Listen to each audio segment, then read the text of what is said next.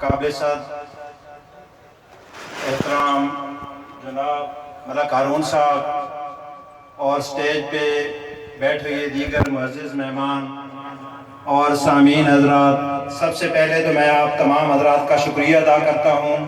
کہ آپ ہماری دعوت پر یہاں تشریف لائے، بالخصوص ملک ہارون صاحب کا کہ جو اپنے قیمتی اوقات میں سے وقت نکال کر یہاں تشریف لائے۔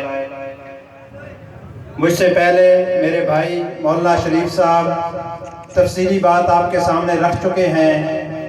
وقت کی نزاکت کو سامنے رکھتے ہوئے دو تین باتیں آپ کے سامنے عرض کروں گا۔ حضرت ابو بکر صدیق رضی اللہ تعالیٰ عنہ سے روایت ہے